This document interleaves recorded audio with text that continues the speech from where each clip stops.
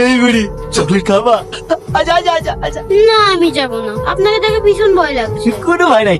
আচ্ছা আচ্ছা, এই আমি ওইখান থেকে দেখছি, তুই বাচ্চাটাকে কি খালি তাই বল। নাহলে কষ্ট আছে। আমি লাদেল খাইছি, একটা ছোট্ট লাদেল খাইছি। এই শালাকে কাছে বাদ, আসি গলা ধুলাই করবো। এই আপনারা সাইডে যান, সাইডে যান, স্যার আসছে। এনাকে এভাবে কে মেরেছে? গ্রামের লোক সবাই মেরেছে। কেন ওই পাগলটাকে মেরেছে? ও পাগল হবে কেন স্যার? ও একজন ছেলে ধরা, ওই বাচ্চাটাকে ভুলে ভালে পালিয়ে নিয়ে যাওয়ার চেষ্টা করছিল। You shut up! আপনাদেরকে আমি কতবার করে বলবো, ছেলে ধরা বলে কিচ্ছু হয় না। এটা গ্রামে গ্রামে আতঙ্ক ছড়ানো হচ্ছে। না স্যার, কোনো আতঙ্ক ছড়ানো হচ্ছে না। 1 বছর আগে যে স্কুল থেকে আমার মেয়েটা হারিয়ে গেল, আপনারা তো খুঁজে এনে দিতে পারেননি। কোথায় গেল আমার মেয়ে? জবাব দিন। আপনাদের কাছে আমি রিকোয়েস্ট করছি, এই গ্রামে যতগুলো মেয়ে কিডন্যাপ হয়েছে তার প্রত্যেকটা গার্জেন যেন আমার সঙ্গে বেলা 10টার সময় থানায় দেখা করে। এই ওকে ছেড়ে দাও, চলো। কি ব্যাপার পুলিশ আঙ্কেল আপনারা? তোমার নাম কি সোনা? অর্চিকা। তোমরা বাড়িতে কে কে থাকো? আমি, মা আর বড় দিদি। তোমার মা বাড়িতে আছে? মা আজ 1 সপ্তাহ হলো বাড়িতে নেই, দিদি আছে। ঠিক আছে, তাহলে তোমার দিদিকে ডাকো। দিদি একটু বাইরে আয় তো। কি ব্যাপার আপনারা?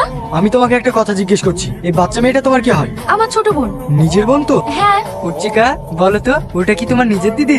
কি হলো বলো? এই বলতে পারছি নি, আমি তো দিদি হই।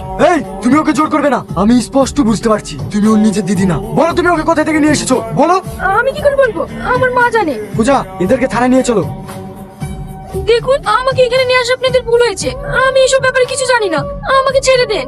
অবশ্যই ছেড়ে দেবো, তবে এই কাগজে যেগুলো লেখা আছে এগুলো তোমার মাকে ফোন করে বলো। হ্যালো মা। হ্যাঁ বল। জানো মা, আমাদেরকে থানায় ধরলে এসছে। অর্চিকা বলে তোমার মেয়ে না? এই কোন বাবু ধরে লিখেছে বলতো?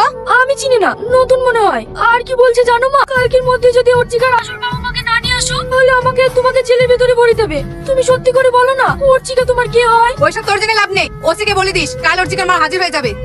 ঠিক আছে, আমিও দেখছি। হাবিলদার, অর্চিকাকে রেখে ওই মেয়েটাকে ছেড়ে দাও। কিছু বলবেন? বলছিলাম, আমি অর্চিকার মা। আপনারা নাকি আমাকে ডেকেছেন? আপনি তাহলে অর্চিকার মা? হ্যাঁ। আচ্ছা, তাহলে আপনার মেয়ে ওই বাড়িতে কেন ছিল? কি করবো বলুন, আমরা গরিব মানুষ। মেয়েটাকে ঠিক মতো খেতে বইতে দিতেও পারিনি। ওদের বাড়ি গিয়ে যদি একটু খেয়ে পড়ে ভালো থাকে, এর চেয়ে ভালো আর কি হতে পারে বলুন? আপনার মেয়েকে যে অন্যের বাড়িতে রাখে, তাকে দেখতে কি আপনার একটু ইচ্ছা করে না? হ্যাঁ করে।